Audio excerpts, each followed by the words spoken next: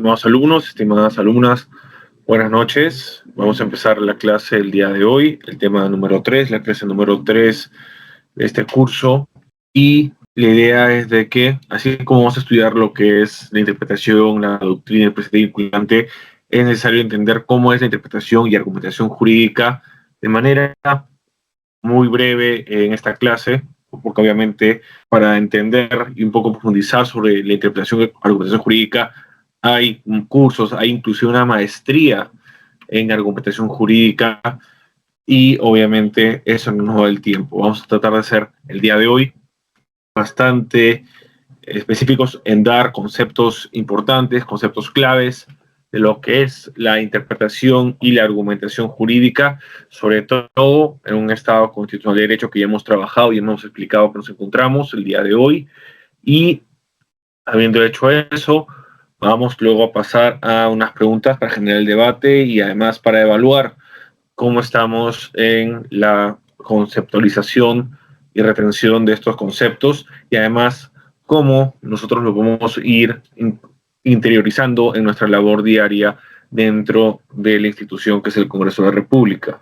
Estamos hoy, gracias al Centro de Estudios Constitucionales y Parlamentarios del Congreso de la República y del Centro de Estudios Constitucionales del Tribunal Constitucional, con este curso con el objetivo de darles estas herramientas. Habiendo dicho ello, también señalamos de que es necesario contar con su participación, como ustedes sabrán, dentro de las reglas que establece tanto el Centro de Estudios Constitucionales y Parlamentarios del Congreso de la República como el Centro de Estudios Constitucionales del Tribunal Constitucional, que la asistencia es obligatoria y no solo obligatoria, sino es una exigencia que se encuentren en la gran mayoría de clases presentes y activos para que de esta manera puedan ustedes aprobar el curso. De lo contrario, aún dando las evaluaciones, estas no serían suficientes. Habiendo dicho eso, vamos a la clase del día de hoy, sin más, con lo que es la interpretación y argumentación jurídica. Los objetivos del día de hoy es conceptos de interpretación jurídica, el concepto de argumentación jurídica, derecho de argumentación, cuál es esa línea intrínseca que los une, los límites de la interpretación, los métodos de interpretación y las concepciones de la argumentación jurídica. Como hemos advertido, esta clase va a tratar de dar un marco conceptual básico pero necesario para entender la exigencia de lo que es la interpretación y la argumentación dentro de cada actuación que se realice en las entidades, en la función pública y también, ¿por qué no?, en la privada dentro de un Estado constitucional de derecho en donde se requiere, se exige que toda decisión que se tome esté debidamente racionalizada, debidamente argumentada y coherente. Interpretación jurídica. ¿Qué es? La interpretación jurídica consiste en establecer el sentido y el alcance de las normas legales. No se trata únicamente de leer el texto de la ley, sino de comprender su significado considerando el contexto, los objetivos, los valores y los principios que le inspiran. Y esto es bastante importante, porque ustedes dirán, pero doctor, esto para el Congreso no es importante. Sí es importante. Por ejemplo, cuando ustedes presentan o forman parte de evaluar un proyecto de ley, esta forma de entender el derecho, de interpretar las normas que anteceden un proyecto de ley o que dan origen a un proyecto de ley, son normas que están en la exposición de motivos. Cuando se establece un predictamen de una iniciativa legislativa, cuando se hace el dictamen de la misma, cuando se realiza un informe de una autógrafa, cuando se devuelve observada al Congreso, cuando se hace el informe de insistencia. Todo ello se encuentra la interpretación jurídica. Por ello mismo, no solo cuando uno dice, bueno, y sale la norma y bueno, es lo que estaba en el proyecto de ley, es lo que se debatió y punto. No, todo tiene un contexto, tiene un objetivo, tiene un valor y un principio que lo inspira para que esta iniciativa sea luego no solo propuesta, sino aprobada más adelante. Y además estas motivaciones van a permitir que los jueces, los operadores del sistema de justicia, los litigantes, al administrado, la administración pública entienda cuáles son las razones por las cuales se emitió dicha norma y cómo aplicarla en la realidad. La interpretación jurídica. Interpretación jurídica es la atribución de sentido o significado a un texto normativo. La interpretación es el discurso del intérprete. Texto normativo, cualquier documento elaborado por una autoridad normativa, llámese Congreso de la República, y por ello identificable prima facie como fuente de derecho dentro de un sistema jurídico determinado. El discurso prescriptivo o normativo es el discurso usado para modificar los comportamientos de las personas. El documento normativo es un conjunto de enunciados de discurso prescriptivo. Se le denomina también fuente del derecho. Como ustedes pueden apreciar, en la interpretación jurídica existen estos cuatro elementos: la interpretación jurídica con el texto normativo y el discurso normativo o prescriptivo respecto al documento normativo. Cabe recalcar que esta tarea cobra especial importancia dentro del derecho constitucional. Nos referimos a la interpretación jurídica, donde las disposiciones suelen tener un carácter más abierto, valorativo y principista que estrictamente normativo. Acuérdense, la Constitución que es la base, el marco en donde ustedes van a tener que encontrarse dentro al momento de realizar cualquier acto parlamentario, cualquier proyecto de ley, cualquier predictamen, dictamen, texto sustitutorio, etcétera.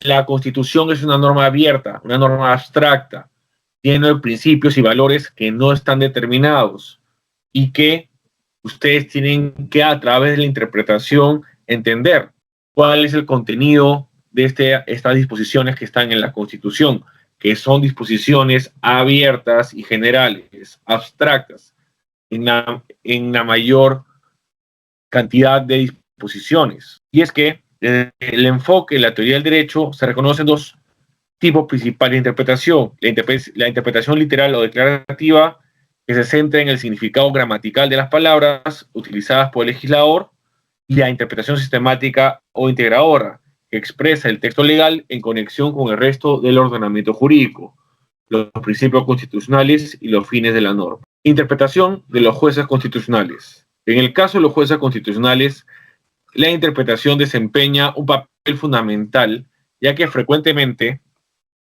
enfrentan casos donde no existe una sola solución o una única solución correcta. Por eso, su función va más allá de aplicar la norma. Debe construir su sentido a partir de argumentos jurídicos coherentes y fundados, siempre en concordancia con los principios de justicia, igualdad y respeto a la dignidad humana. Interpretación jurídica. Disposición. Se le denomina así a cada enunciado que forme parte de un documento normativo. Discurso de fuentes. La disposición es parte de un texto aún por interpretar.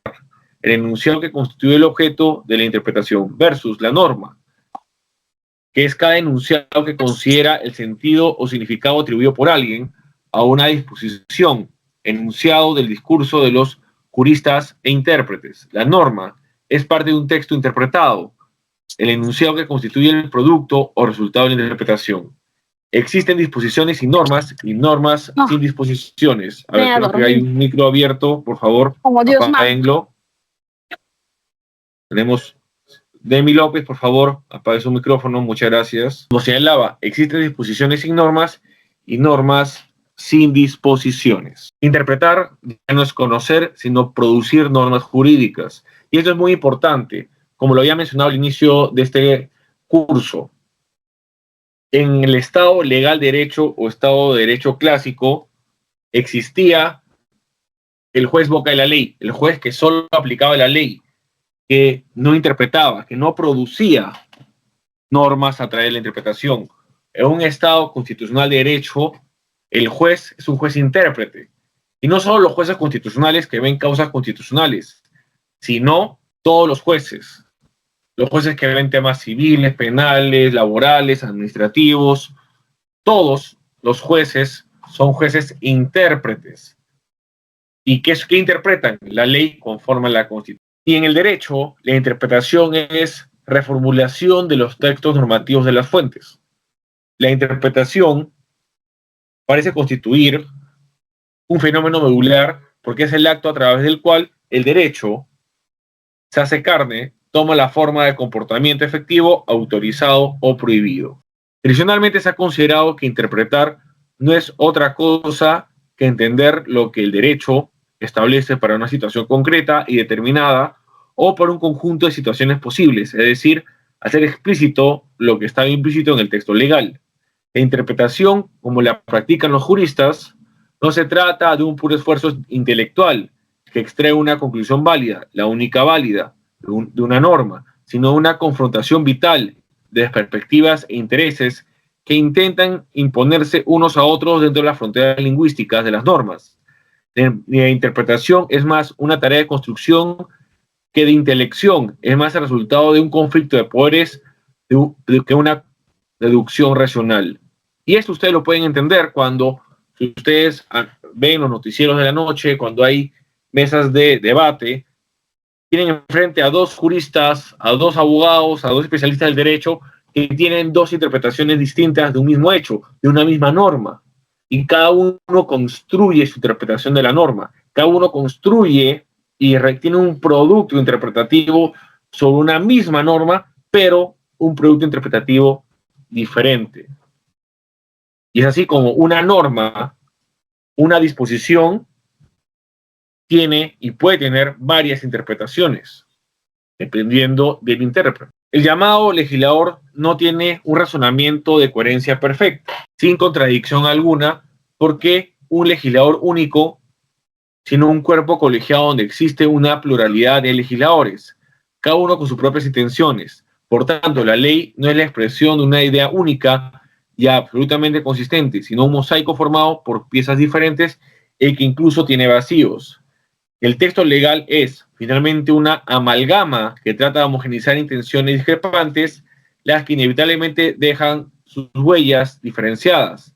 Del momento en que varias personas intervienen en la dación de una ley, no se puede hablar de una intención del legislador en singular, según lo ha señalado de Traseñiz. Y eso es muy importante que lo tengan en cuenta, porque Traseñiz tiene razón. Antes se decía, sí, es lo que quería el legislador. ¿El legislador o el Congreso? Y el Congreso no es uno, es un colegiado, sí, es una entidad también, pero lo conforman 130 congresistas en la actualidad. Y esos 130 congresistas pueden tener cada uno sus diferentes concepciones, interpretaciones de lo que han querido al momento de votar por la norma. Inclusive, cuando uno va a los diarios de debates del Pleno sobre la norma, va a entender de que cada uno tiene diferentes intenciones, objetivos y finalidades con la norma que se busca aprobar. Puede tener uno un fin jurídico, otro un fin social, otro un fin político. Cada uno tendrá su interpretación. Antes era muy fácil decir sí, vamos a lo que quiso el legislador decir o aspiraba a con la norma. Era, como se dice, un principio de interpretación básica que todo el mundo ha estudiado en Introducción al Derecho. Cuando dice, vamos a interpretar la ley, muy bien, vamos al diario de debates, ahí está la intención del legislador, o vamos a la exposición de motivos.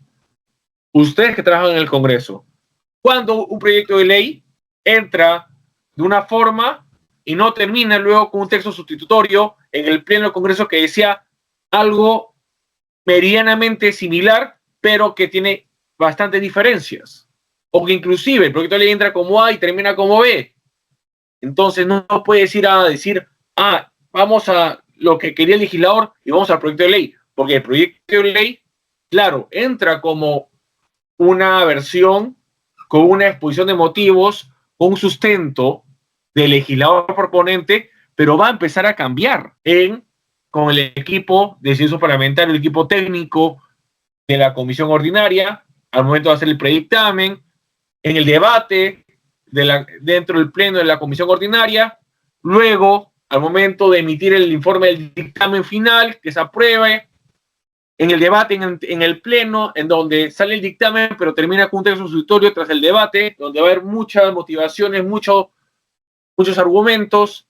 Entonces, como bien señala de Traseñiz, es muy difícil que podamos volver a decir la técnica de interpretación conforme a lo que quiso el legislador, porque el legislador no es uno y no solo es uno quien propone y tiene una forma de interpretar la razón de la norma, la ratio legis, como ustedes habrán escuchado comúnmente, porque ya no es solo uno quien aporta al entendimiento de la norma, son varios los que intervienen en la misma, en la dación de la ley. La interpretación según Hans Kelsen. Para Kelsen, toda norma ofrece varias posibilidades de interpretación, sin que ninguna de ellas pueda ser tenida como verdadera. Desde el punto de vista exclusivamente científico, no hay método alguno que nos permita llegar a una y sola una interpretación posible de una ley positiva. Por consiguiente, el llamado intérprete es quien siempre puede crear, porque tiene necesariamente que introducir elementos nuevos que no están contenidos en la ley para poder aplicarla al caso concreto, elementos que se derivan de sus propias opciones y valoraciones. Por ello, la operación que llamamos interpretación no es un mero acto de conocimiento, sino también un acto de voluntad creadora. Y esto es muy importante. En un Estado constitucional de derecho existe lo que denominamos una pluralidad de intérpretes. Porque, por ejemplo, vamos, una norma penal la va a interpretar de manera distinta y puede hacerlo el Ministerio Público, el Poder Judicial, los juristas y doctrinarios, los abogados litigantes, la misma Procuraduría Pública del Estado, las entidades que se pueden ver afectadas por los funcionarios que cometan delitos, la Contraloría General de la República, etc.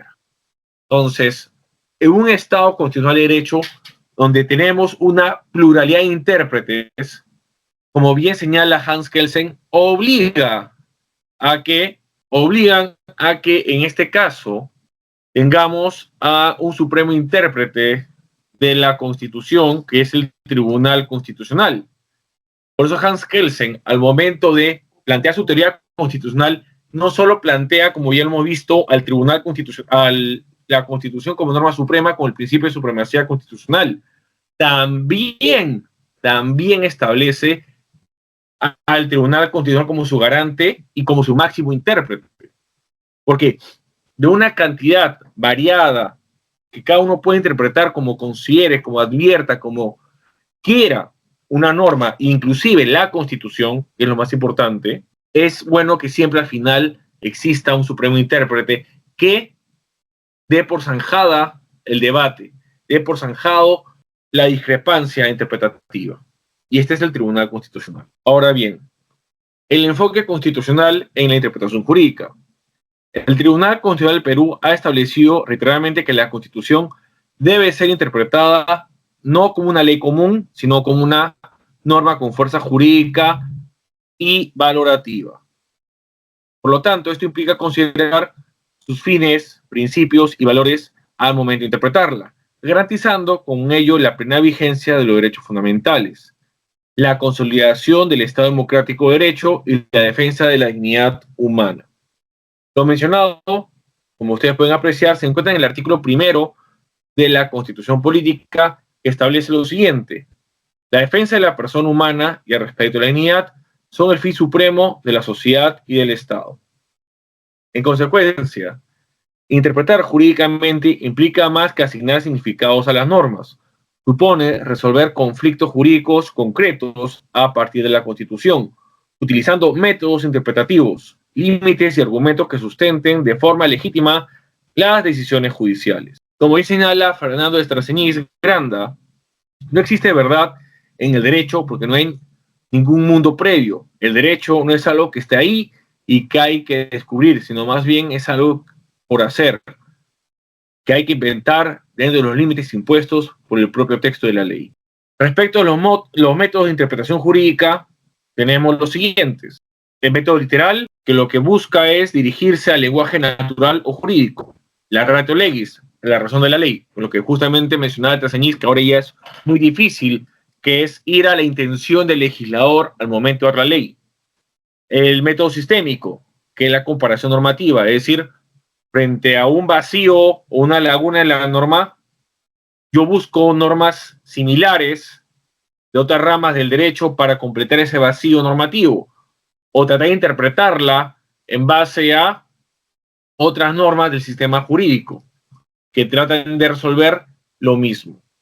El método histórico, que también busca cuál fue la intención del legislador y, por ejemplo, en el caso de los constituyentes, cuando se busca la idea de la constitución, se denomina la búsqueda de la historia constitucional o la constitución histórica, en donde se hace un repaso, y ese es un trabajo un poco más arduo, de desde cuándo viene la disposición constitucional y en qué momento hay una variante o en qué momento existe un cambio que pueda significar un suceso político, un contexto social que lo haya exigido. Igual, en el caso de la intención histórica, también aplica, el método histórico también aplica a las normas. ¿Por qué? Porque, por ejemplo, en el caso de, y ustedes lo deben saber, del reglamento del Congreso de la República, las sesiones virtuales del Pleno y de las comisiones ordinarias y extraordinarias. La razón de ser de la modificatoria que permite estas sesiones virtuales o la participación virtual de los congresistas es por el contexto del COVID-19, que exigía en ese momento un cambio en el reglamento del Congreso y que permitía estos plenos, tanto en las comisiones como del Pleno del Congreso, virtuales. Esa era siguiendo el método histórico, la razón de ser de esa reforma, la razón de ser de que ahora se esté esta normativa en el reglamento del Congreso. Método sociológico, el contexto socioeconómico.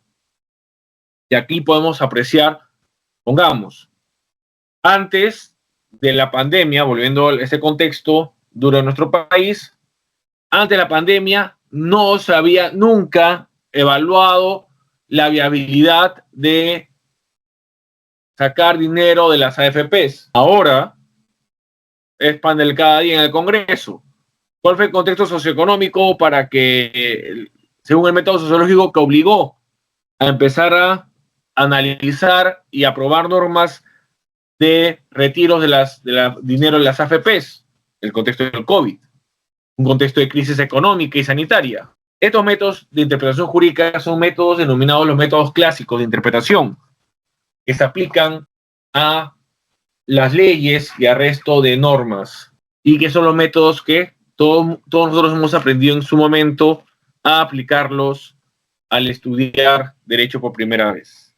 Ahora pasemos a la argumentación jurídica. Concepto de la argumentación. Argumentar es una actividad que consiste en dar razones a favor o en contra de una determinada tesis que se trata de sostener o refutar. Hay 4 elementos de la argumentación jurídica. 1. Es una acción relativa al lenguaje. 2. Presupone siempre un problema. 3. Supone un tanto un proceso como un producto. 4. Es una actividad racional. Y esto lo plantea el profesor Joseph Aguilo en el 2015. Entonces, argumentar significa deducir, fundamentar y convencer y vencer. ¿A quién convences? Al auditorio, al juez, al foro, al árbitro. ¿A quién tienes que vencer? A tu contraparte, a tu contrario, a tu contrademanda. Derecho y argumentación. Para ello, debemos entender que, así como la argumentación jurídica puede tener estos elementos y podemos señalar sus características principales, en relación con el derecho, al momento de argumentar razones jurídicas se pueden adoptar diferentes enfoques. Tenemos el enfoque estructural, que parte de la idea de que el derecho se compone esencialmente de normas positivistas, y tenemos el positivismo versus el formalismo, planteado por Manuel Atienza, en donde se trata de describir las partes que conforman el edificio jurídico y cómo se ensamblan entre sí. Tenemos luego el enfoque funcional o sociológico, donde se pone énfasis en el comportamiento humano, en particular el comportamiento judicial, es el realismo jurídico. Para Atienza, ¿para qué sirve cada una de las partes del edificio y qué función cumple todo él en el contexto en que está inserto, el conjunto de la sociedad? El enfoque idealista se centra en el deber ser del derecho, en el naturalismo. Manuel Atienza explica que lo que importa ahora no es ni el edificio ya construido ni el proceso de su construcción, sino los requisitos que tendría que cumplir lo que cabría calificar como edificio modélico, el derecho justo. Entonces, en base a los enfoques planteados por Manuel Atienza, podemos señalar que el derecho como argumentación, el punto de partida consiste en considerar al derecho como una técnica para la solución de determinados problemas prácticos. El derecho, en todas sus instancias, legislativa, jurisdiccional, doctrinal, etc., puede verse como un entramado muy complejo de decisiones vinculadas con la resolución de ciertos problemas prácticos. Pero en el derecho de las sociedades democráticas lo que importa no son solo las decisiones, sino las razones o cierto tipo de razones que pueden darse en favor de las decisiones. Es decir, el derecho sirve para resolver conflictos, para resolver controversias, para resolver problemas, pero para resolver estos problemas, para resolver estos conflictos, para resolver estas controversias, se requieren de sustentar con razones y estas decisiones. Y aquí viene la importancia de la argumentación. La argumentación va a sostener estas decisiones, va a sostener estas resoluciones, va a sostener cómo el derecho resuelve los conflictos y los problemas de la sociedad. Hoy por hoy, la argumentación jurídica tiene un auge bastante importante porque justamente se produce a partir de la segunda mitad del siglo XX, con el cambio del paradigma del Estado de Derecho clásico al Estado constitucional de Derecho, que ya lo hemos mencionado en clases anteriores. La lógica formal no es suficiente. Existe la pérdida de la importancia de la autoridad y de la tradición. La constitucionalización del derecho incrementa la exigencia de fundamentación.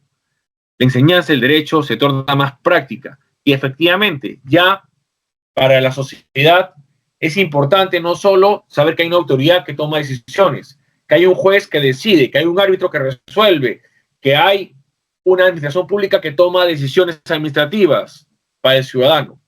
No solo basta saber que existe la autoridad.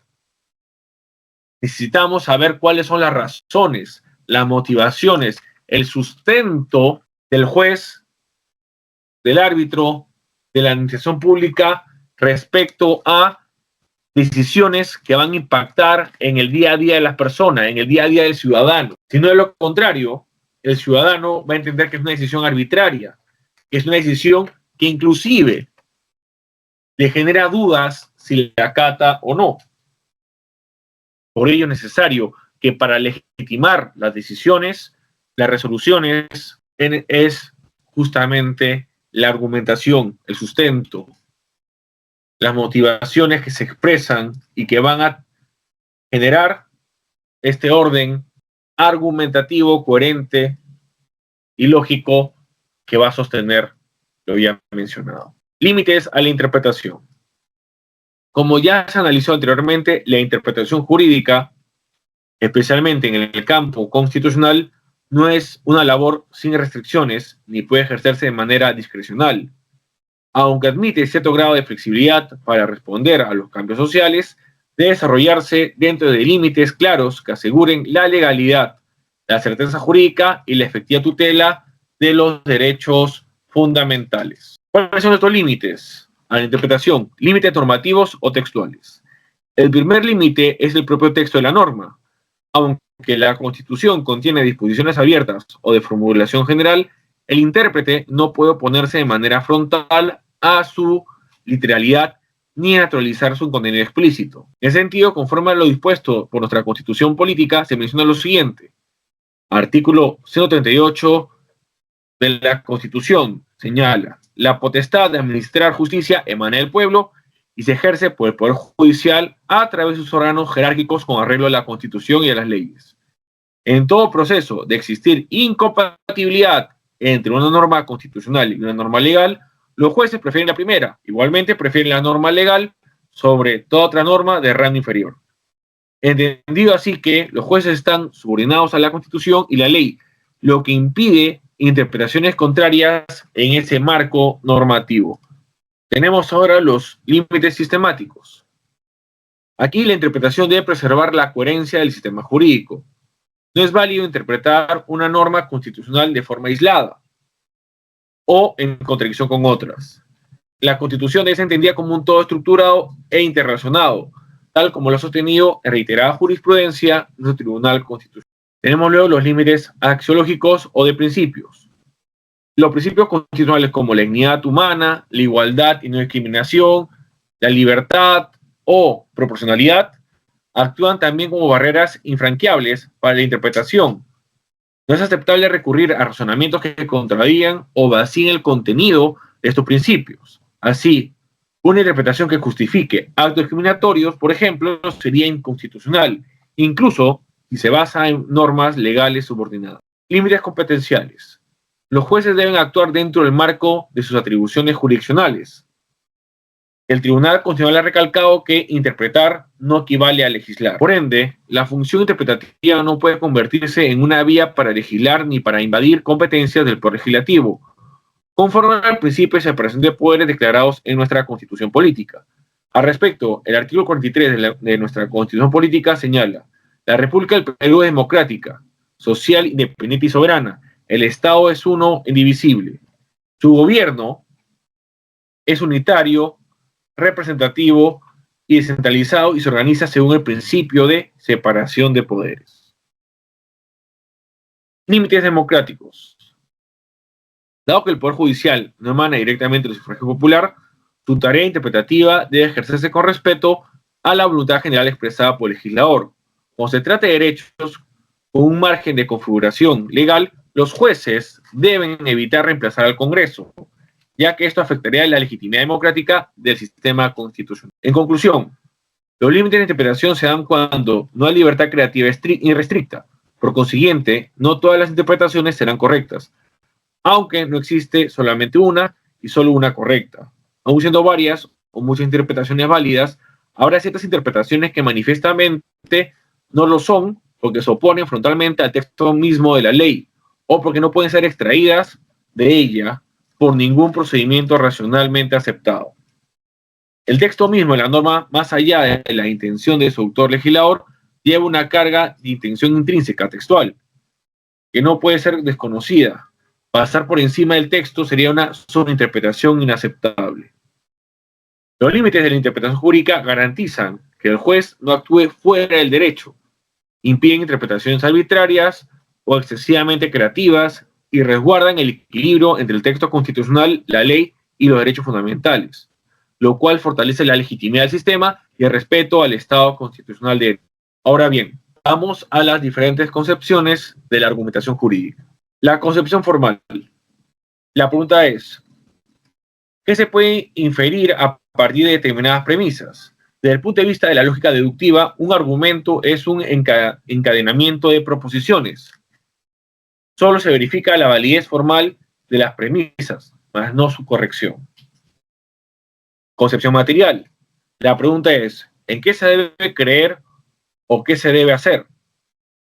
Lo esencial no es la forma de los enunciados, sino aquello que hace que los mismos sean verdaderos o correctos. Es decir, no persigue demostrar si una inferencia es válida o no, sino las razones para creer en algo o para realizar una determinada acción. Concepción programática o dialéctica. La pregunta es: ¿cómo puede persuadir a un auditorio o interactuar con otros para llegar a un acuerdo respecto a cualquier problema? La argumentación es necesariamente una actividad social. El éxito de la argumentación depende de que efectivamente se logre la persuasión o el acuerdo del otro. La argumentación y la resolución de problemas jurídicos. El derecho, en su conjunto, podría verse como una práctica compleja, consistente en buena medida en una serie de decisiones o propuestas de decisiones, acompañadas de argumentaciones a favor o en contra de las mismas, para la resolución de ciertos problemas. Y esto lo mencionó Manuel Atienza en varias de sus obras. Entonces, ¿en dónde se puede aplicar la argumentación jurídica? Primero, en la producción de normas jurídicas, en el ámbito legislativo. en la aplicación de normas jurídicas, en la resolución de casos, que es en el ámbito judicial, en la dogmática jurídica, que es la academia, la docencia y las diferentes ponencias e investigaciones jurídicas, que es en el ámbito doctrinario. Luego tenemos la argumentación versus el razonamiento, que son dos temas parecidos pero distintos. La argumentación jurídica no debe confundirse con el razonamiento lógico puro. Aunque lo incluye, la argumentación también abarca aspectos dialógicos, pragmáticos y valorativos. Siguiendo Stephen Toulmin, por ejemplo, él desarrolló un modelo que identifica elementos como la base de la garantía y la conclusión en tu argumentación. En su enfoque, no todos los argumentos se pueden reducir a fórmulas lógicas. Muchos requieren atender a los contextos sociales y prácticos en los que se desarrollan. Así entonces, podemos concluir que la argumentación es, por tanto, una práctica racional, ética y discursiva que involucra la presentación de razones justificadas, la interpretación de normas, la valoración de hechos, el respeto de principios jurídicos y constitucionales. Siguiendo a Sotomayor Treyes, argumentar jurídicamente es comprometerse con una forma de racionalidad que busca no solo la corrección lógica, sino también la legitimidad de las decisiones jurídicas. Habiendo señalado y explicado esto en clase, quisiéramos presentar algunas preguntas para poder resolverlas a continuación con ustedes. Primero, según Kelsen y según de Traseñiz, la interpretación jurídica implica un acto de voluntad creadora, más que un mero conocimiento del sentido de la norma. En tal sentido, ¿hasta qué punto considera que los jueces deben tener libertad para crear derecho en base a su interpretación, especialmente en casos constitucionales? ¿Qué riesgos y beneficios plantea esta postura? Luego, la concepción pragmática de la argumentación jurídica señala que su éxito depende de persuadir a un auditorio. En tal sentido, ¿ustedes creen que esto puede llevar a decisiones jurídicas que se basen más en retórica que en principios jurídicos sólidos? ¿Cómo equilibrar la persuasión con la objetividad en la fundamentación de sentencias? Y por último, frente a un caso donde la interpretación literal de una norma contradice su espíritu, principios constitucionales como la dignidad humana, ¿qué método de interpretación literal, sistemático, axiológico debería prevalecer? ¿Por qué? Ejemplifique situaciones reales o hipotéticas. Muy bien, vamos a dar estas preguntas. Saturnino, por favor, dígame qué pregunta tiene. Sí, profesor, buenas noches. ¿Me escucha, no, profesor? Sí, le escucho. Proceda, por favor. Sí, doctor. Muy interesante su clase, ¿no? Sobre argumentación jurídica y más que nada normas jurídicas, ¿no? Normas jurídicas, por ejemplo, ahí tenía el gusto de trabajar con Vázquez Gorria, ¿no? Que era el senador. Me decía Saturnino, acá no se copia ni pega, simplemente hay que saber interpretar, me decía, y saber proyectos, leyes o como se llama, la exposición de motivos, hay que saber interpretar con nuestras ideas, y si es que hay autores, algo, hay que tratar de mencionar siempre, ¿ve? Entonces es muy interesante, ha sido una persona intelectual, Vázquez Gorria, doctor, es lo que aporta, una idea, doctor. Gracias.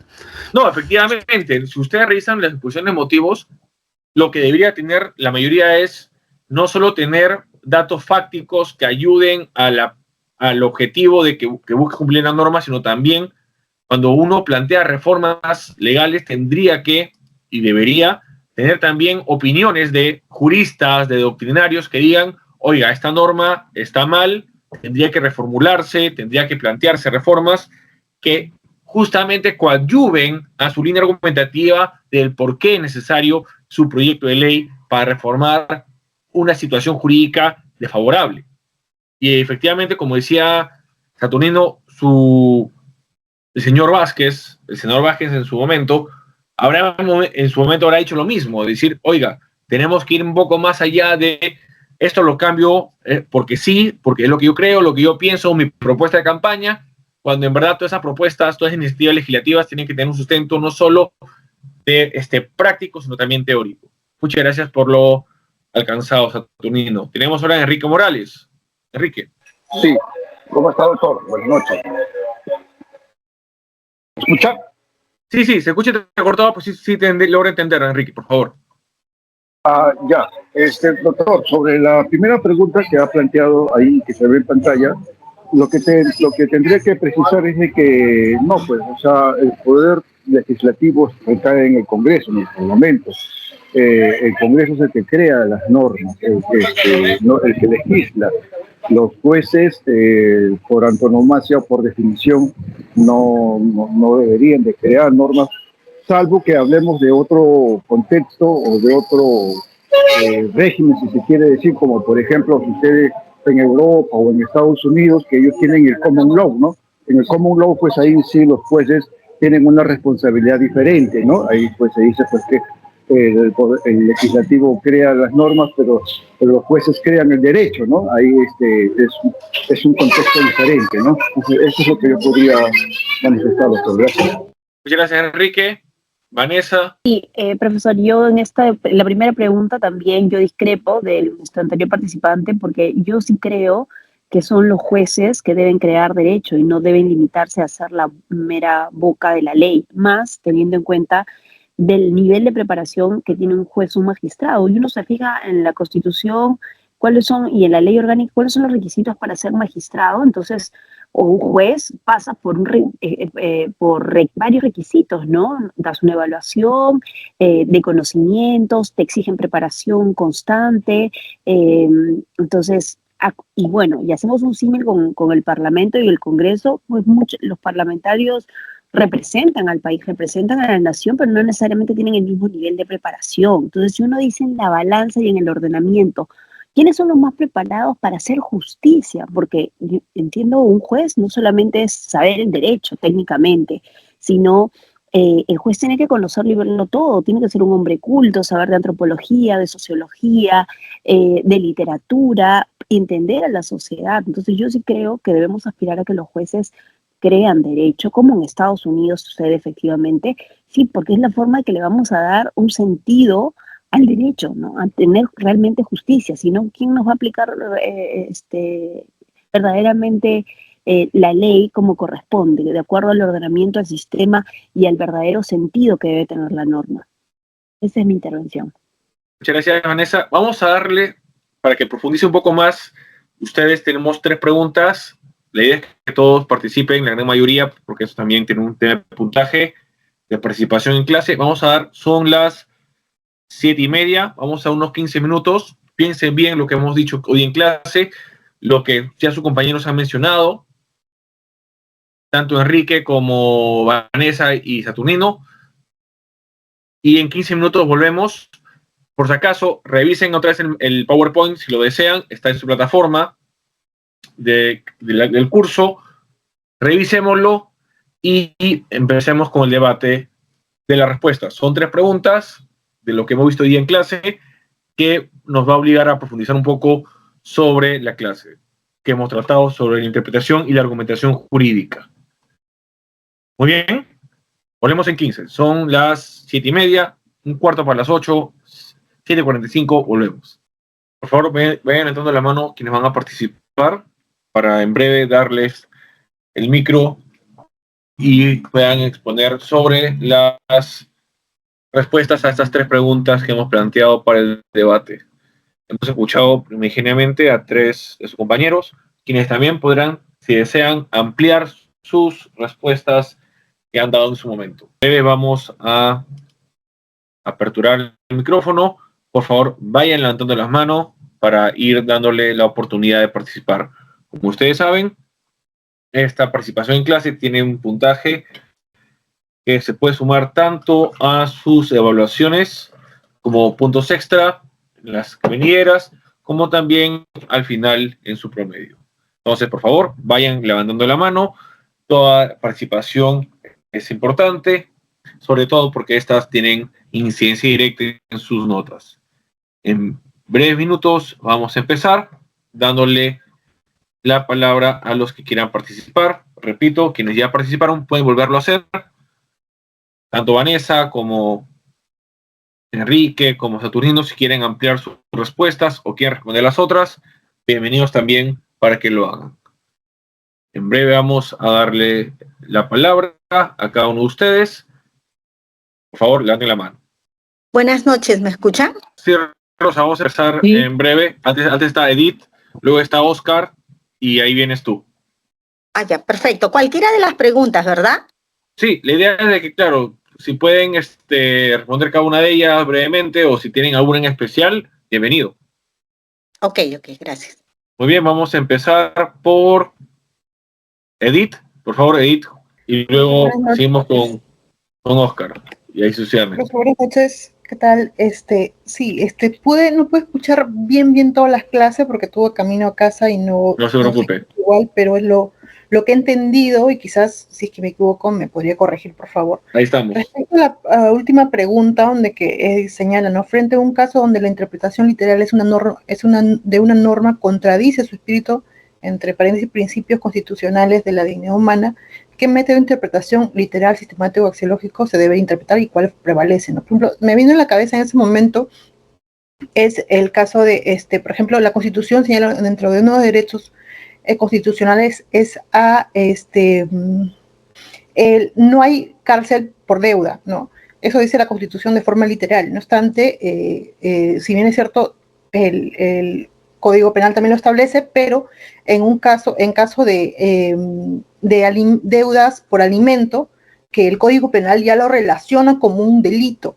Entonces, pero es deuda, es una deuda a una persona por alimento, pero ya lo modifica, o sea, de cierta forma, esa suma, eso lo modifica como un delito y ya existe la pena privativa de libertad. O sea, si yo cojo, como dice la Constitución, y lo aíslo a otras normas y lo interpreto tal como dice, entonces para mí deuda no haría cárcel por deuda, incluido esta pena privativa de libertad que da por omisión a la asistencia familiar, que lo cita el Código Penal, ¿no? Claro, alimentos. Exacto. Y también otro tema, también que va a depender, en este caso yo utilicé la sistemática, que voy a tener que utilizar otro tipo de normas, recurrir a otras normas, otros reglamentos, qué sé yo, para poder interpretarlo, ¿no? La axiológica considero que también va a depender de qué situación estoy, ¿no? Por ejemplo, en un caso de un delito a la violación, por ejemplo, ¿no? En lugares como en la selva, muy recónditos, como en la sierra, tal vez, las niñas de 15, 16 años, recuerdo que haber escuchado una vez unas clases, no estoy tan segura, quizás inician su vida sexual mucho más temprana, ¿no? Que quizás en otros lugares. Entonces, incluso podría decir eso, o el conocimiento de la persona que haya cometido el delito, sus conocimientos o su educación es que no conocía un chico de 18 años que pueda tener con una chica de 16 años que no conocía incluso que eso era un delito, ¿no? Su educación, todo eso, depende de eso, el juez tendría que evaluar para interpretar esa norma si corresponde la misma pena de privativa de libertad que le puede imponer a un joven de esas condiciones, a un joven que tenga todas las capacidades, toda la educación para poder entonces ahí se aplicaría la axiológica, porque estamos hablando de un derecho que es la libertad, un derecho constitucional, y también vamos a recurrir de los valores, ¿no? La educación, los principios, respecto a eso, profesor. Muchas gracias, Edith. Muy buena tu respuesta de la pregunta número 3. Y efectivamente, ¿no? Acá tenemos que ser bastante analistas y realistas de lo que sucede. Muchas veces tenemos jueces de que van más allá o interpretan contrariamente a lo que debería ser la norma o la Constitución misma. Y claro, el daño está hecho muchas veces, sobre todo en los temas penales, y te obligan a interponer o habeas corpus contra la resolución judicial o un amparo contra la resolución judicial, sabiendo que, claro, es otro proceso que también va a durar tiempo, recursos y demás, solo para revertir una situación de esas. ¿Qué opinas al respecto, Edith? Gracias, profesor.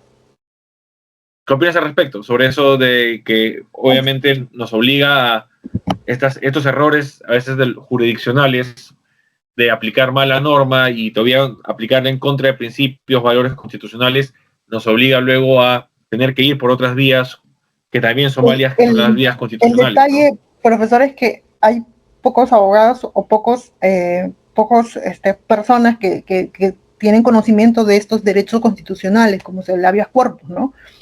Y muchas veces, por la ignorancia, es que se dicta una sentencia, apelan o simplemente no presentan el habeas corpus, no presenta. Entonces, ¿qué pasa? Y se ve muchísimo que existe sentencias muy injustas, ¿no? Por una interpretación de la norma tan literal, ¿no? O por una interpretación de la norma no recurriendo a otro tipo de interpretaciones, sino viendo más allá, ¿no? Y lamentablemente eso sí pasa bastante, ¿no? Y bueno, si tuviese, pocas personas tienen un abogado, o muchos tienen abogado de oficio, otros tienen todos los medios para que tengan un abogado que le pueda que pueda financiar un abogado, y aparte que ese abogado tenga los conocimientos constitucionales, porque este tema hablamos de habeas corpus, habeas data, acción de amparo, que son temas constitucionales que normalmente los abogados, pocos abogados penalistas conocen, ¿no? Y bueno, pues no, va a conllevar a que un proceso más, y a veces no el plazo, si bien es cierto, o sea, en teoría debería ser rápido la resolución de estos tipos de procesos, ¿no? Pero normalmente también conlleva otro plazo que es bastante largo, que yo sepa, ¿no? Claro, según la Defensoría del Pueblo, un proceso para que llegue por lo menos a la doble instancia del Poder Judicial, un amparo, según la Defensoría del Pueblo, un informe hace 5 años atrás, aprox, es de 5 a 8 años. Imagínense que estamos hablando, y tu libertad ya está. Imagínense las personas que están detenidas, ¿no? O sea, no, pues, Exactamente. Entonces, esos son justamente los riesgos cuando, y por eso es importante el tema que estamos tratando de la argumentación e interpretación, porque quienes interpretan, quienes argumentan, sobre todo, recae en los órganos jurisdiccionales, los jueces que tienen en su poder la decisión de o aplicar la norma, interpretarla y sostener sus decisiones a través de argumentos que a veces no son suficientes, son falaces y que lamentablemente entran en contradicción con los derechos, las libertades, los bienes y libertades y principios que están en la Constitución, que debería ser un impedimento para ello, pero lamentablemente, como bien ha señalado por desconocimiento de la propia judicatura, tenemos estas decisiones que no son las más correctas. Muchas gracias, Edith, por tu participación. Gracias, ¿Algo que quieras profesor. agregar? No, ninguna, gracias, profesor. Gracias. No, gracias a ti, Edith. Ordenamos a Fausto. Doctor, buenas noches, ¿cómo está? Sí, doctor, yo quería participar, permítame un momentito. Sí, sí, yo lo espero. Quería participar en cuanto a la primera pregunta, doctor. Claro, por favor. Luego de haber leído los PPT, ahí está claro, según la visión de Kelsen y de Tresení, entiendo que la interpretación del derecho no solamente se basa en entender lo que dice la propia norma, sino también decidir cómo se aplica. Y a la vez, esto es interesante porque implica que el mismo juez, eh, si bien es cierto que crea derecho, también hay ciertos límites y por ende debe de elegir. Hay una suerte de elección entre varias interpretaciones. Por eso, yo pienso que si hay un beneficio. El primero, que es el que siempre se va a proteger los derechos fundamentales. Y el otro, que también veo con el correr de las propias sentencias del tribunal, de lo que vemos día a día, sobre todo lo que acontece en la actualidad, desde que hay una adaptación a los cambios sociales, que siempre se van a dar, que siempre van a existir. Y a la par, a la vez, también tener muy presente que estas interpretaciones deben tener límites. ¿Y por qué deben de tener estos límites? Porque siempre se van a presentar riesgos. En el fondo es un solo riesgo, pero también se puede entender como eh, más de uno, ¿no? Más de un riesgo. Yo considero, y como lo digo, como se ve en la actualidad, en determinadas sentencias del tribunal podría existir ¿cómo decirlo? Un activismo judicial excesivo. Esto podría generar a la larga una inseguridad jurídica, falta de predictibilidad. Y en el fondo, doctor, el juez termina imponiendo su opinión personal, ¿no? Yo lo he visto en algunas ocasiones y me he podido dar cuenta de eso, ¿no? Efectivamente, porque los jueces son personas, las personas tienen este, sus propias inclinaciones ideológicas, religiosas, políticas, personales, etcétera, y que, claro, que deberían ellos apartarse, tener esa independencia y autonomía, no solo de agentes y de personas externas, sino también de esas ideas internas y pensamientos que a veces nublan su raciocinio y que obligan su juicio, no aunque sea tautológico lo que digo, pero que lamentablemente sucede y eso se demuestra al momento de tomar ciertas decisiones y resoluciones. Y que claro, y uno lo advierte cuando analiza, y por eso es muy importante, y esto es, por eso yo señalo la importancia de este curso, al momento de evaluar, no tienen que ustedes ahora evaluar las motivaciones, las argumentaciones, cómo se sostienen esas decisiones. Y no solo hablamos de los jueces, también podemos decir esto respecto de los entes administrativos que también resuelven y que resuelven inclusive igual que a esos jueces que estamos mencionando, sin motivar, sin sustentar, sin analizar y sostener estas decisiones. ¿Qué opinas al respecto, Fausto? ¿Qué quieres agregar? Gracias, doctor. Bueno, tal que usted lo dice y tal vez un poco polemizando con la compañera, no recuerdo su nombre. eh, en mi opinión personal, el límite es la Constitución, doctor. Y el único que puede crear leyes es el Congreso, ¿no? Ya que eh, sabemos todos que de por medio está la dignidad humana, que está en la Constitución, pero crear sin ningún límite, sin ninguna restricción, pienso que no es la función para lo que están llamando los jueces. Muchas gracias, Fausto. Ahora vamos con Oscar Quispe. Oscar, ¿qué opinas tú? Buenas noches, compañero, buenas noches. Doctor, un tema sumamente importante lo que trató el día de hoy. Yo quiero partir, doctor, con lo que decía una compañera acerca de las garantías constitucionales. En primer lugar, las garantías constitucionales se dan por una necesidad de inmediatez, ¿no? Se supone que uno plantea una demanda porque en realidad quiere que su tema, su caso se resuelva. Y manifestaba que cuánto tiempo podría demorar una acción de amparo, pues es penoso cuando uno realmente va a buscar justicia, sobre todo cuando trata de derechos fundamentales, ¿no?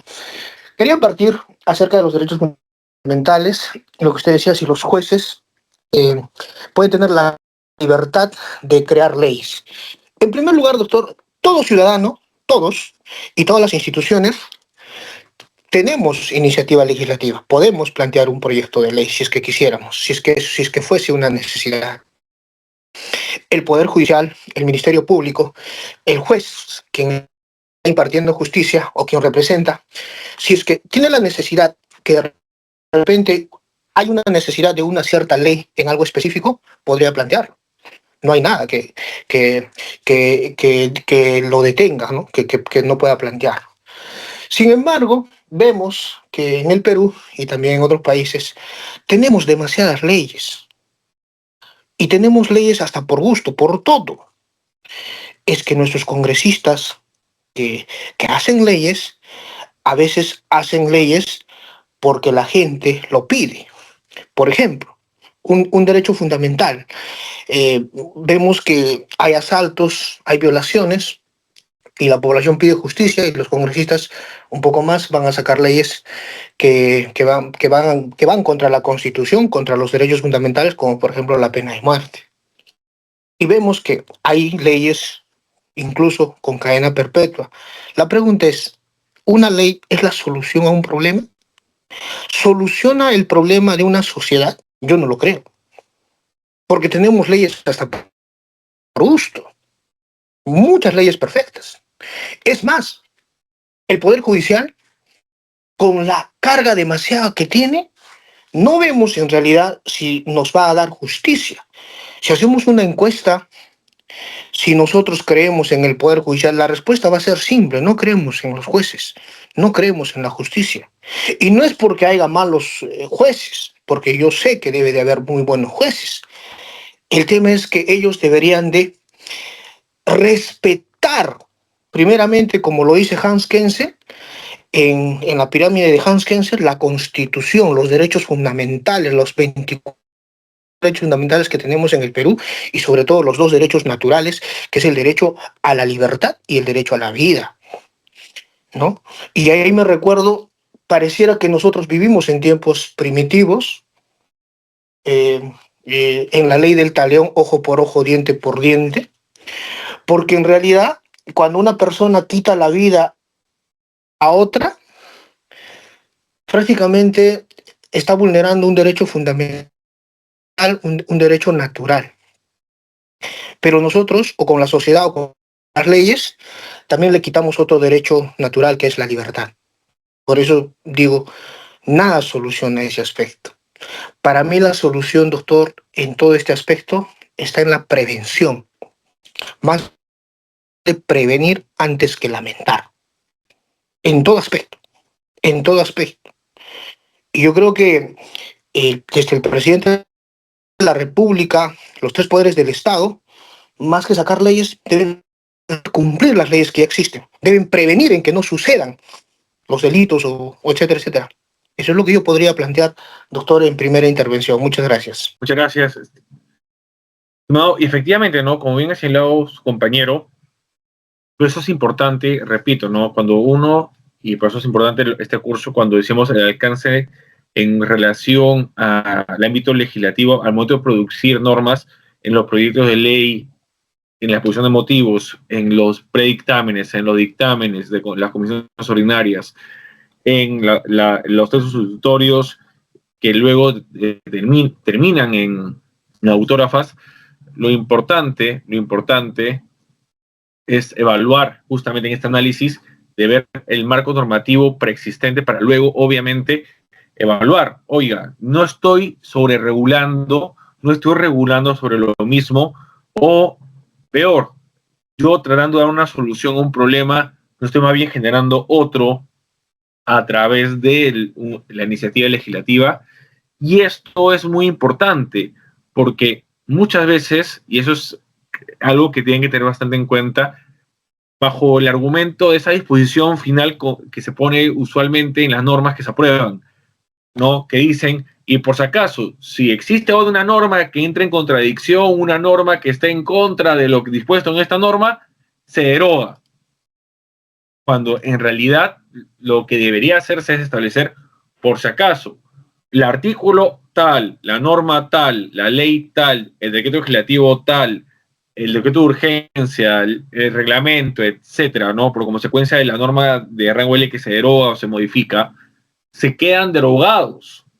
Porque de esa manera, el operador jurídico, la administración pública, el juez, va a saber qué normas están derogadas.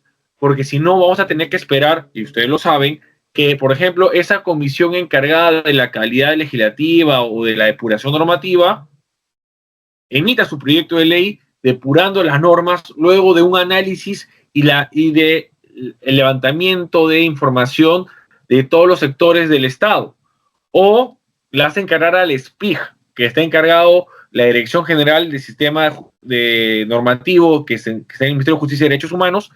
El SPIG tenga que hacer, por si acaso, no nota a pie de página, esta norma está derogada. Pero ¿qué sucede? El SPIG te pone luego en letras chiquitas, lo que hemos señalado en el SPIG no es vinculante. Por lo tanto, si tú lo utilizas y lamentablemente el juez o la administración pública no considera que está derogada correctamente, no nos hacemos responsables. Se le dan las manos. Y eso dense cuenta, por favor, revisan el SPIG y van a ver abajo en letras chiquitas. No nos hacemos responsables. Si ustedes advierten de que esta norma, en base a nuestro análisis, está derogada, muy bien, pero nos podemos equivocar. Entonces, eso es muy importante también que ustedes, como parte de el ámbito legislativo en donde se tiene que también interpretar y argumentar, lo tengan en cuenta al momento de participar en diferentes etapas del procedimiento legislativo. Tenemos ahora a María Cristina Melgarejo. Por favor, María Cristina. María Cristina Melgarejo, está apagado tu micrófono. Perdón, se fue la señal. ¿A quién llamó? No sé si me escucha. No, sí le escucho. Proceda, por favor. ¿Sí? ¿Yo? Ya. Hasta lo último que escuché era otra persona. Bien. Sí, en relación a la primera pregunta, bueno, Kelsen y no sé si pronuncio bien, Trasgetnies, ¿verdad? De Traseñís.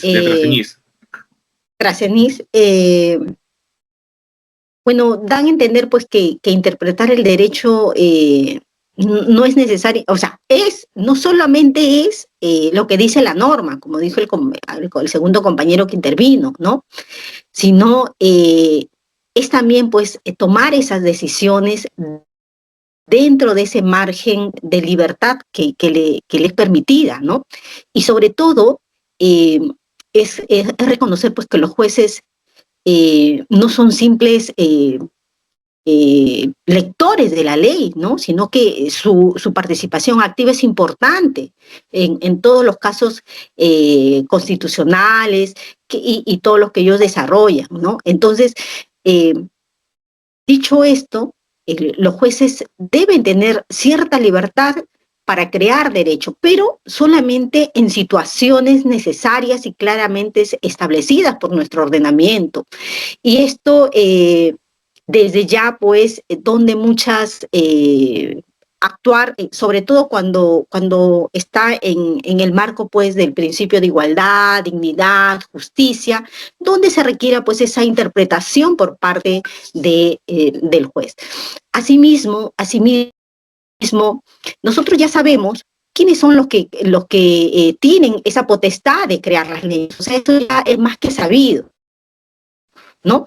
Pero los jueces no pueden tomarse esas atribuciones como los legisladores, definitivamente no, pero sí pueden actuar pues en esas partes que son necesarias, ¿no?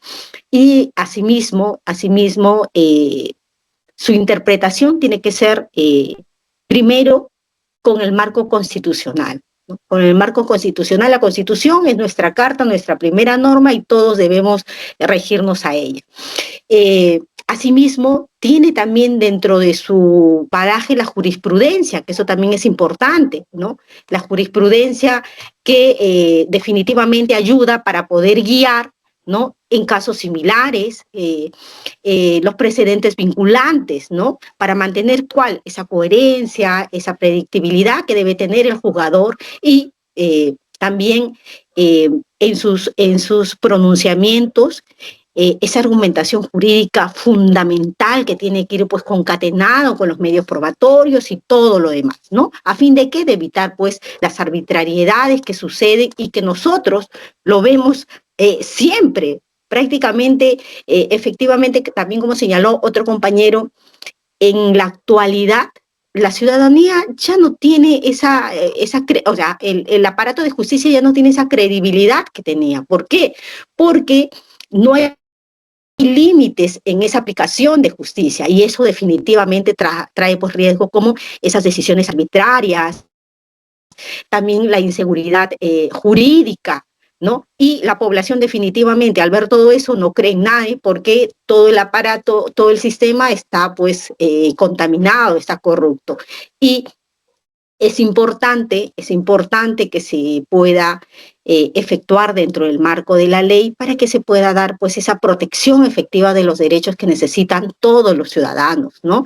Y definitivamente su aplicación es en los vacíos legales que tiene nuestro sistema jurídico. Entonces, el juez debe al contrario, ¿no? En todo su actuar ayudar y no se tiene que ser pues visto como una amenaza, sino al contrario, él tiene que estar pues al servicio del Estado y de la ciudadanía y por ende dentro de todos sus pronunciamientos tienen que estar acorde a derecho y dentro de la justicia que así se solicita.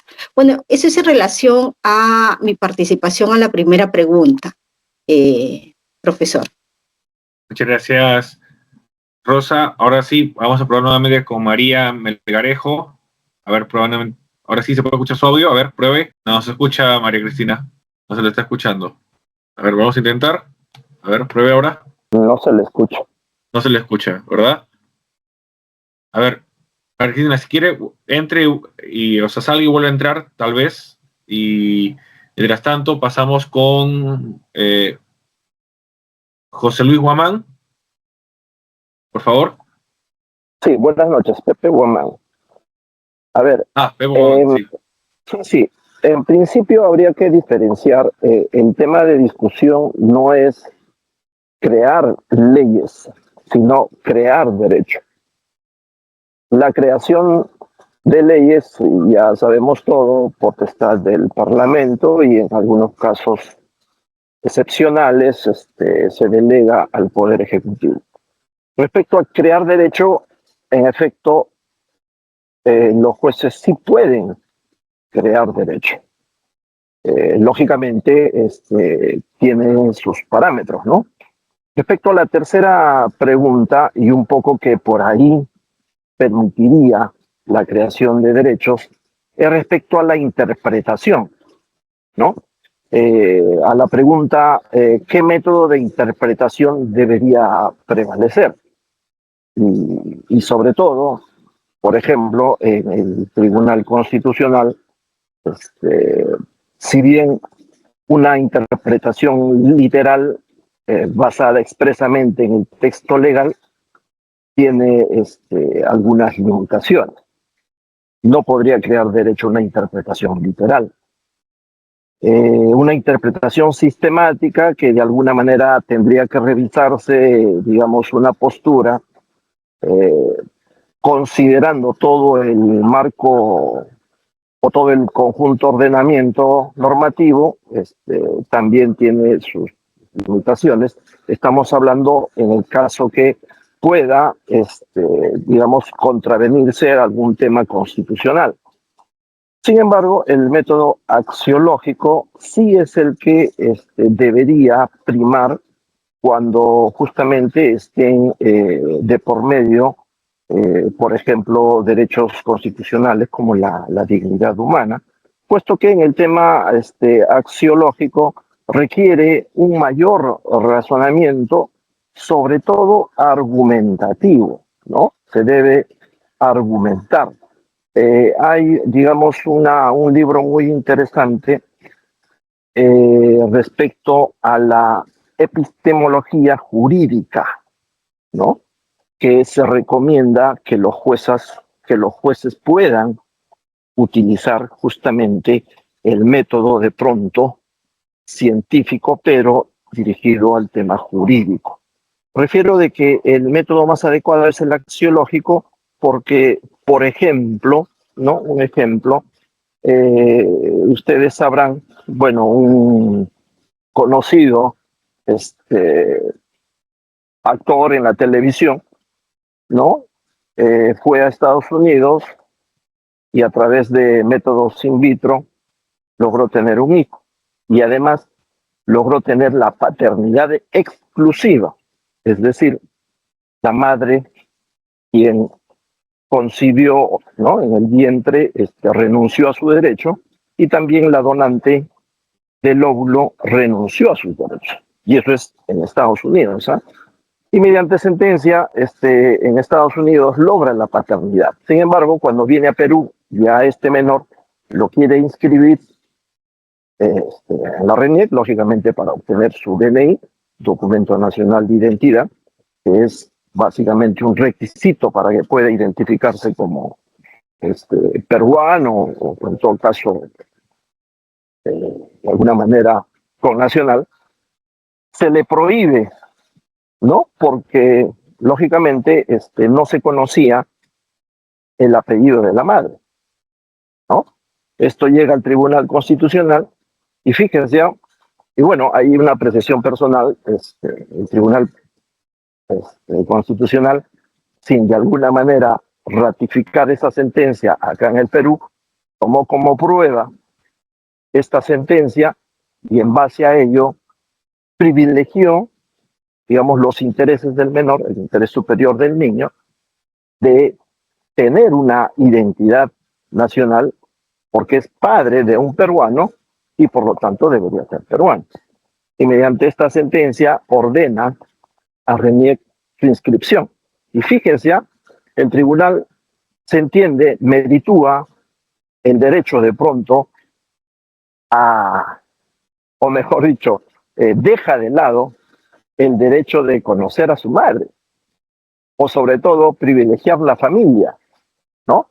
En este caso prevaleció el interés superior del menor porque necesitaba tener una identidad, ¿no? Una identidad nacional, porque es peruano, pero a todas luces, en algún momento será motivo de discusión qué ocurre, digamos, con el tema de la familia. Se entiende que en el ámbito constitucional también el Estado promueve la familia, pero ante esta situación prácticamente se estaría quebrando, puesto que de alguna manera se estaría reconociendo formar una familia a través de, ¿no?, nacimientos de menores, de niños in vitro, ¿no? Lo dejo ahí nomás, profesor, porque el tema es muy interesante y demanda, pues, de pronto una mayor reflexión. Le agradezco. Efectivamente, hay que diferenciar, y muchas gracias, Pepe, por lo que acabas de mencionar. Hay que diferenciar lo que se denomina la creación de leyes, que claro, es una facultad exclusiva del Congreso de la República y que solo puede hacer el gobierno central, la presidencia de la República y su Consejo de Ministros a través de una elección de facultades legislativas y del propio Congreso, de la creación de derecho que, por ejemplo, se crea a través de la interpretación que hace el Tribunal Constitucional. Cuando el Tribunal Constitucional interpreta a través de una sentencia, ya sea doctrina jurisprudencial o precedentes vinculantes, que vamos a trabajar en este curso, crea derecho, porque crea reglas jurídicas a través de sus interpretaciones que son vinculantes y efectivas de manera transversal a todo operador jurídico. Y no solo operador jurídico, sino también para los particulares, sobre todo en el caso del precedente que se denomina que es la regla jurídica o la norma jurídica que emite el Tribunal Constitucional a través de sus sentencias. Entonces, muy bien lo señalado por Pepe de diferenciar lo que es por un tema de lo que es la posibilidad de crear leyes a través de la interpretación de otros operadores jurídicos versus lo que es la creación de derecho a través de la interpretación de operadores jurídicos que sí se da, y el creo ejemplo, el más evidente, es el que hemos mencionado del Tribunal Constitucional a través de su doctrina jurisprudencial y de sus precedentes vinculantes. Muchas gracias por tu participación, Pepe. Ahora vamos con Roberto Hernández. Sí, profesor, buenas noches. Es con respecto Buenas al noches. segundo punto, Claro. sobre si el tema de la argumentación jurídica señala que su éxito depende de persuadir a un auditorio, y que eso es válido para poder tomar, digamos, o llevar adelante, ¿no?, un juicio que sobre eso se gane, digamos, las contiendas judiciales. Yo creo que más que la retórica, porque la retórica puede ser, es el arte de persuadir, ¿no?, que es un tema también interesante, pero más que ello es la argumentación que debe tener el caso. Yo creo que la argumentación debe ser sólida, debe ser fundamentada, ¿no?, porque en eso se basa el proceso. Presentar argumentos sólidos que presenten un caso de manera efectiva, ¿no es cierto?, ¿no? Y ahí sí que la retórica puede ayudar. La retórica puede, digamos, ser parte importante en la forma de cómo traslucir sus argumentos, en la forma de cómo convencer al auditorio, ¿no?, para que pueda llevar a buen puerto, ¿no? Entonces la retórica no puede ser una herramienta, puede ser una herramienta útil en el debate legal, pero no es lo importante. En todo caso, creo que debe haber un equilibrio, ¿no?, entre la retórica y los principios jurídicos, ¿no?, para tratar de llevar adelante un proceso justo, pero de que dependa de que por la retórica se lleve adelante, no lo creo tan práctico, profesor. Muchas gracias, estimado Roberto. Vamos con Saturnino y luego con Vanessa. Sí, doctor, ¿cómo está, doctor? Regresando. Doctor, por ejemplo, en tema, por ejemplo, de que usted como dijo, para todo esto hay que saber deducir, ¿no? Como usted nos explicó, vencer la contraparte o contrademanda, ¿no? Y también nos habló como hay que enfocar, estructurar las normas positivistas. Y veo que para esto tiene que aplicarse por ejemplo, el artículo 51, ¿no? Como dice el artículo 51, dice prevalece toda la norma legal, ley sobre norma inferior, la jerarquía, ¿no? Pero también tenemos el artículo 202, ¿no? Que el Tribunal Constitucional es el que interpreta el control de constitucionalidad, ¿no? Más que nada, el artículo 202 no solo dice solamente conocer la instancia única, la acción inconstitucional, dice, ¿no? También conocer la última definitiva en la instancia, con resoluciones y conocer conflictos. Entonces el Tribunal Constitucional tiene que saber, tiene que ver bastante en este tema, ¿no? Y como acá tenemos el derecho de argumentación, como dijo, el derecho enfoque estructura normas positivistas, que vuelvo a decir, ¿no? No, algo, eso es un comentario. Y aparte que yo quería decir siempre cuando estudiaba el derecho, Kelsen decía, la Constitución es norma legal del Estado, arriba del Estado tenemos la Constitución, es la norma más importante, ¿no? Norma, ley orgánica, decreto, ley de urgencia, de ahí tenemos ordenanzas municipales, porque las ordenanzas municipales también, en jurisdicción de la norma, dentro de jurisdicción de su lugar, es una ley, una norma. Pero ahora ustedes nos han dicho que la jerarquía norma en ordenanza jurídica peruano es primer nivel, segundo nivel, tercer nivel, ¿no? Y que sí, primer nivel tiene que ver la constitución norma, rango constitucional, bloque constitucional, segundo nivel tiene que ver ley, norma, legal, y tercer nivel norma de reglamentarias. Pero yo siempre he tenido costumbre de decir, siempre ver a Kelsen, ¿no? Que pirámide decía, vuelvo como decía, la constitución, el decreto urgente, ley orgánica, decreto legislativo, decreto de urgencia, ordenanza municipal. Así siempre cuando estudiaba el derecho. Gracias, doctor. Muchas gracias. Y Sandro, efectivamente, ¿no?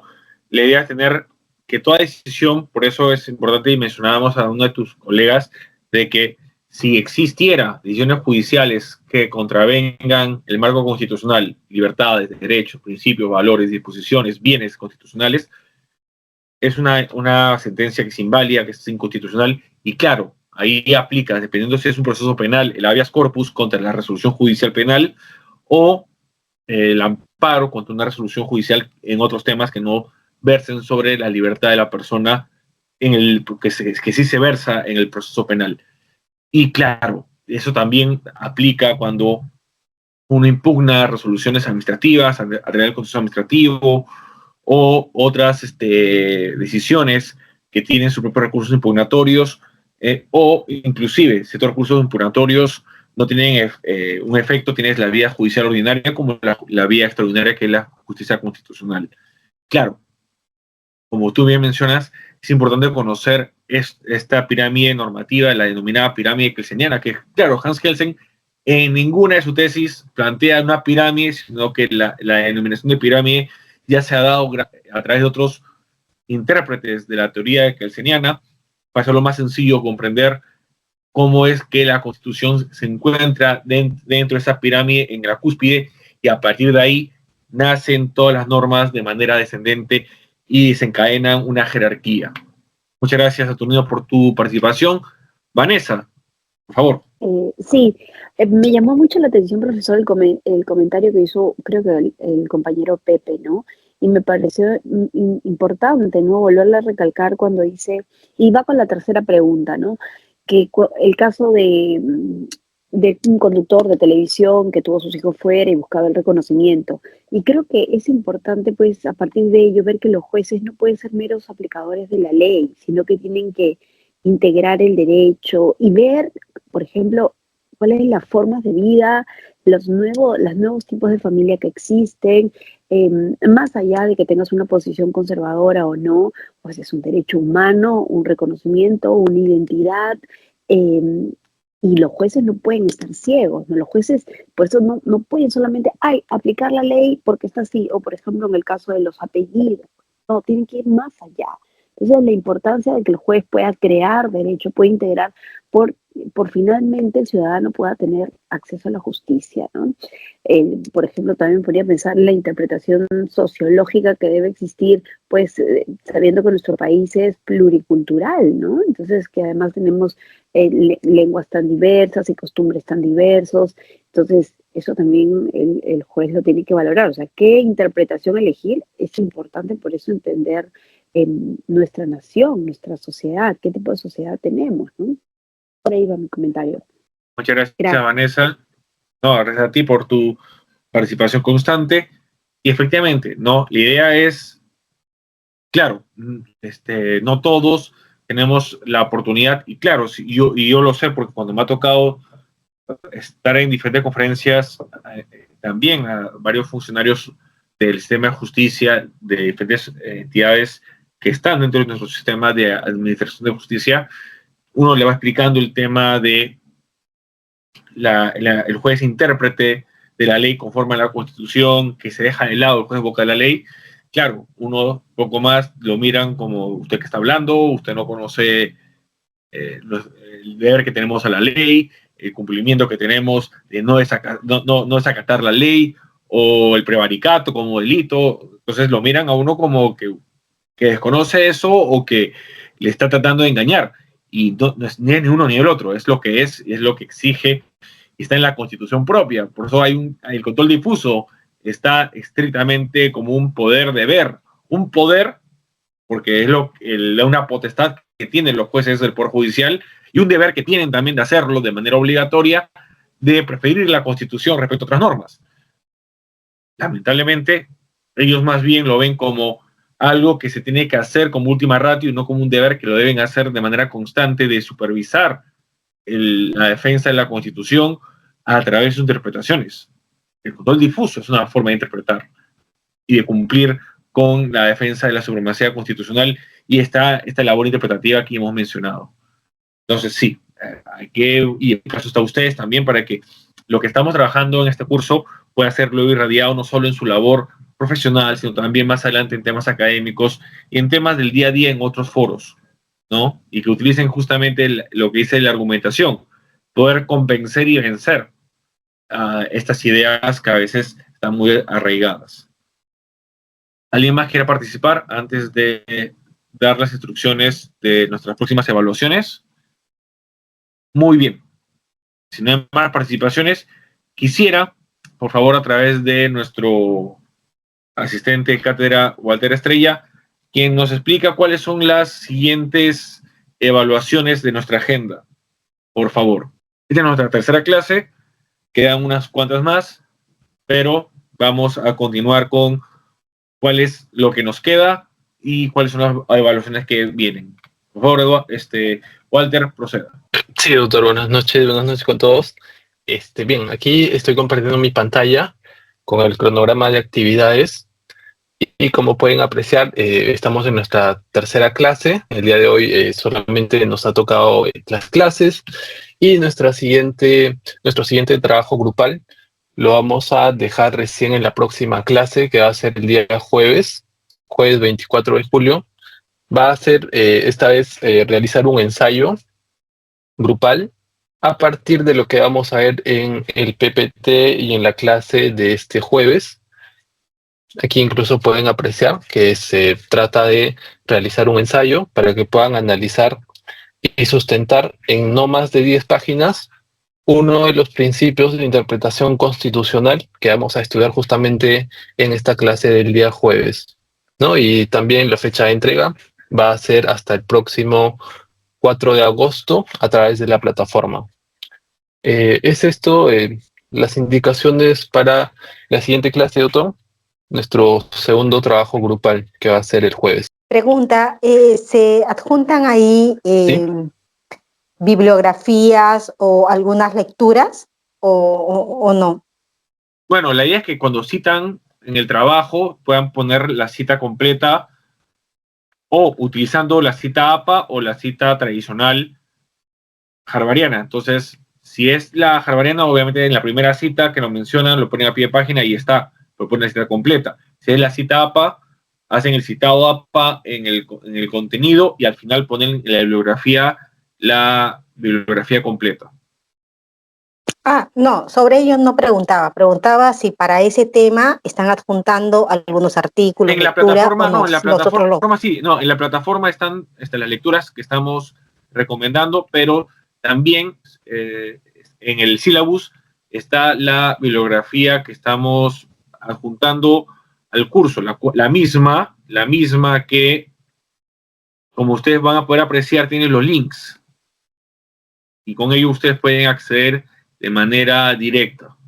Si necesitan alguna bibliografía adicional sobre un tema, no duden en pedirlo en el grupo WhatsApp y a través de Walter se los proporcionamos. Ok, gracias.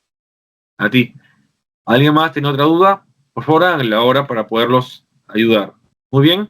Por favor, acuérdense, estas fechas es muy, pero muy importante que lo tengan en cuenta para no fallar, no se pierdan una evaluación. Y también, por favor, tenemos conectados cerca de más de 35 alumnos. Eso está perfecto, pero somos como 60 y tantos. No se olviden que la asistencia es crucial para obtener el certificado del curso de aprobado, porque ustedes pueden estar dando las evaluaciones, pueden estar participando, pero también la idea es de que vengan las clases. Por favor, no perderse. Muchas gracias. Entonces, nos vemos el día jueves. Cuídense mucho y buenas noches. Tengan bonitos días.